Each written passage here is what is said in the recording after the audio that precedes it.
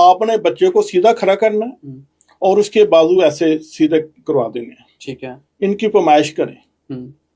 जब इसकी पैमाइश हो जाएगी, ये यहाँ से यहाँ तक पूरी, ये बच्चे का नॉर्मल कद है। ठीक है।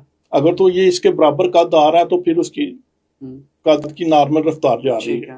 पैमाइश हाथों की ज्यादा है और बच्चे की कद की पैमाइश कम है, तो फिर आप किसी अच्छे मालिक से या हमारा ये नुस्खा इस्तेमाल करें। हम लोग वेट करते रहते हैं कि यार बच्ची का कद बढ़ेगा नहीं बढ़ेगा, बाद में पता चलता है जी 5 फुट या उससे नीचे रह गया।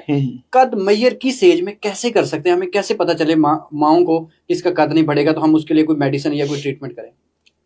इसके लिए बड़ा अच्छा सादा सा फार्मूला है कि जब बच्चा 8 साल का हो जाए तो आप उसको खड़ा करें और उसको कहें कि बाजू दोनों सीधे करें। ठीक है। अब एक बाजू हाथ से दूसरे हाथ तक उसकी पैमाइश कर लें। ठीक है। जितनी पैमाइश आए वो उसका नॉर्मल कद है। ठीक है। अब उसका कद नापें और उस पैमाइश को मेजर कर लें। अगर तो वो उसके बराबर है दोनों हाथों के जो जितनी पैमाइश आई है, ठीक है, तो वो कद और वो पैमाइश बराबर है तो वो उसका कद नॉर्मल जा रहा है। बिल्कुल ठीक है। फिर आपको किसी मेडिसिन की जरूरत नहीं है। अगर वो हाथों की पैमाइश से कम है उसका कद, तो फिर आप इसके इलाज के बारे में सोचें और इसका प्रॉपर तवज्जो दें इसको।